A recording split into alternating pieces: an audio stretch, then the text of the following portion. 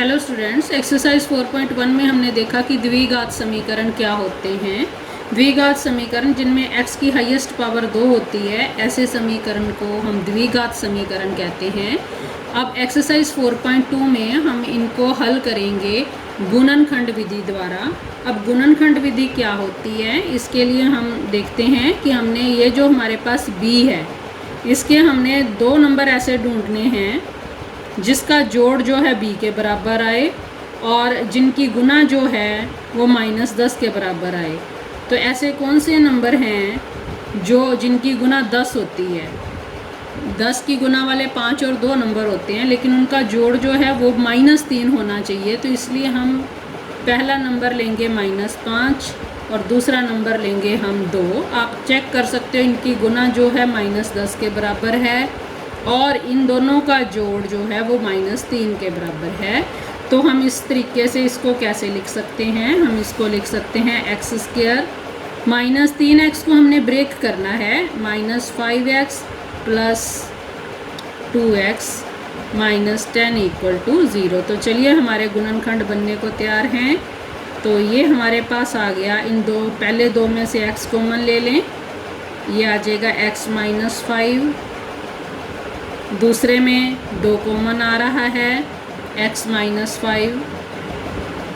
अब x -5 इसमें भी है, इसमें भी है, x -5 को ही कॉमन लेते हैं और इनसाइड ये आ जाएगा x + 2। तो ये हमारे पास इसके दो गुणनखंड बन गए हैं। अब इनका हल क्या है, देखो अगर दो नंबर की गुना 0 होती है तो उसका क्या मतलब होता है, उसका मतलब होता है या तो पहला नंबर 0 है या फिर दूसरा नंबर 0 है। यानी यहाँ से हमारे पास x के दो मान आ जाएंगे। पहला मान तो ये है, ये -5 दूसरी तरफ जाएगा तो +5 हो जाएगा और यहाँ पे +2 जो है दूसरी तरफ जाएगा तो ये -2 हो जाएगा। यानी इसके सॉल्यूशन क्या हैं, 5 और -2। अगर खाली गुणनखंड बनाने आते हैं तो आपका यहाँ तक हल ख़त्म हो जाता है, लेकिन अगर आपको इसके शून्यक भी ज्ञात करने हैं तो फिर ये नेक्स्ट स्टेप आपने करना है। तो चलिए स्टूडेंट्स, इसका हम थर्ड पार्ट लेते हैं। देखो ये आपने देखेंगे वर्गमूल 2 आ गया है। वर्गमूल 2 देख के घबराना नहीं है, हमारा मेथड वही रहेगा। हमने दो नंबर ऐसे ढूंढने हैं जिनकी गुना AC के बराबर हो। AC की गुना आप चेक करो कितनी होती है, √2 गुना 5 √2। तो ये क्या बनेगा, वर्गमूल 2 से वर्गमूल 2 गुना होके 2 बनेगा, 2 गुना 5 यानी ये 10 के बराबर बना। तो हमने दो नंबर ऐसे ढूंढने हैं जिनकी गुना 10 है और जिनका जोड़ जो है वो 7 के बराबर है। तो नेचुरली ये दो नंबर हैं 5 और 2। 5 और 2 की गुना 10 है और इनका जोड़ जो है वो 7 है। तो हम इसको 7x को हम ब्रेक करके कैसे लिखेंगे, 5x जमा 2x जमा ये तीसरी रकम जो c है 5 वर्गमूल 2 = 0। अब देखो पहले दो में से x कॉमन है, अंदर रह जाएगा वर्गमूल 2x + 5। अगले दो अंकों में देखिए क्या क्या कॉमन है। 2 को हम क्योंकि वर्गमूल 2 गुना वर्गमूल 2 लिख सकते हैं, तो इसमें से वर्गमूल 2 कॉमन है हमारे पास। सो वर्गमूल 2 अंदर रह जाएगा वर्गमूल 2x जमा 5 बराबर है 0। अब ये वर्गमूल 2x जमा 5 वर्गमूल 2x जमा 5 कॉमन है, ये बाहर ले लेंगे और अंदर रह जाएगा इसकी जगह से x और यहाँ से हमारे पास वर्गमूल 2। तो जब भी दो फैक्टर की गुना 0 है या पहला गुणनखंड 0 है या दूसरा 0 है तो पहले को 0 रखेंगे तो क्या आएगा, वर्गमूल 2x 5 = 0 या फिर x + वर्गमूल 2 बराबर है 0। तो यहाँ से 5 दूसरी साइड पे -5 बन जाएगा। वर्गमूल 2x बराबर है -5 और x किसके बराबर आ जाएगा, ये गुना में था तो गुना वाली रकम नीचे बटे में चली जाएगी। स्टूडेंट्स, हम जो अपरिमेय संख्या होती है उसको नीचे नहीं रखते हैं, इसलिए हम इसका परिमेयकरण कर देते हैं, रैशनलाइजेशन कर देते हैं। वर्गमूल 2 से गुना भी कर दिया और भाग भी कर दिया, तो ये हमारे पास आ गया -5 वर्गमूल 2 बटे में 2। और यहाँ से x कितना आ गया माइनस वर्गमूल 2। तो इसके दो हल हैं, एक ये मान है x का और एक ये मान है। तो मैंने पूरा सॉल्व करके दिखा दिया कि गुणनखंड विधि द्वारा हम इस समीकरण का हल कैसे निकाल सकते हैं।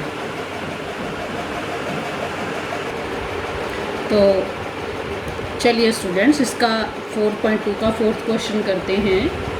फोर्थ क्वेश्चन है, 2 क्रमागत धनात्मक पूर्णांक ज्ञात कीजिए जिनके वर्गों का योग 365 हो।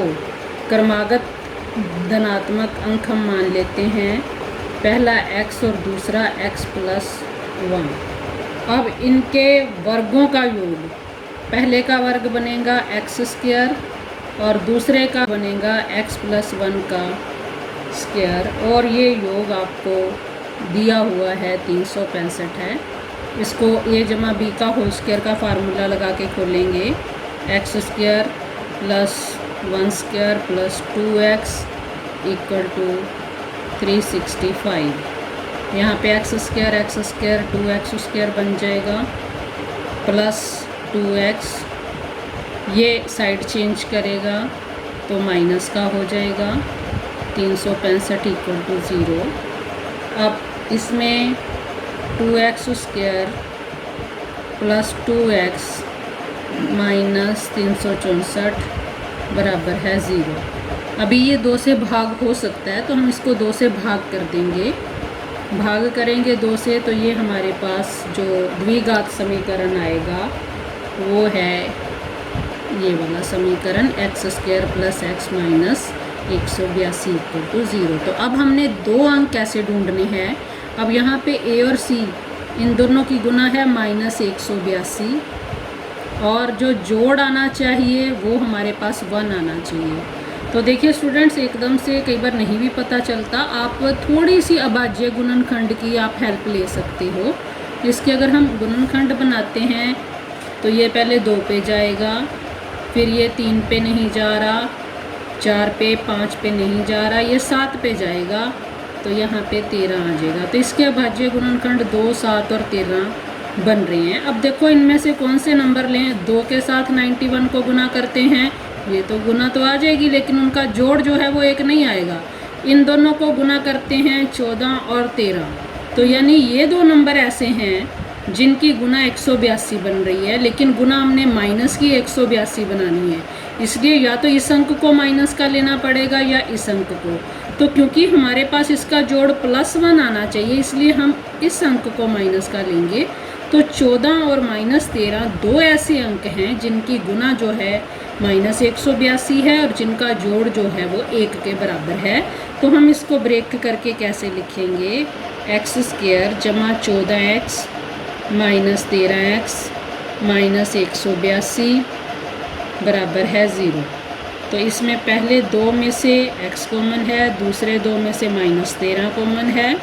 x पहले 2 में से कॉमन लिया, x + 14, दूसरे में से 13 कॉमन लिया माइनस का 182 के अभी हमने गुणनखंड बनाए थे ना 14 × 13, तो इसमें 13 कॉमन लेंगे तो हमारे पास x + 14 यहाँ पे आ जाएगा = 0।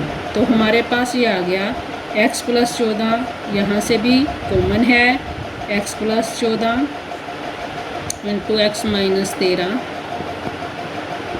तो यहाँ पे या तो ये फैक्टर 0 है या ये फैक्टर 0 है। यहाँ से x आएगा -14 और यहाँ से x आएगा 13, लेकिन क्योंकि धनात्मक वर्ड है तो ये वैल्यू तो हो गई कैंसिल। तो x के मान कितना आया 13, और 2 क्रमागत थे ना, एक x है तो दूसरा कौन सा है x + 1, यानी x + 1 कितना बनेगा फिर 14। तो ये 13 और 14 आंसर क्या आया आपके पास, 13 और 14 2 अंक ऐसे हैं जिनके वर्गों का योग जो है वो 365 है। आप इसको चेक भी कर सकते हो। तो स्टूडेंट्स, आपने ये एक्सरसाइज 4.2 कंप्लीट करनी है। अगर आपको इसमें कोई भी क्वेश्चन नहीं समझ आता तो आप मेरे से पूछ सकते हैं। Thank you.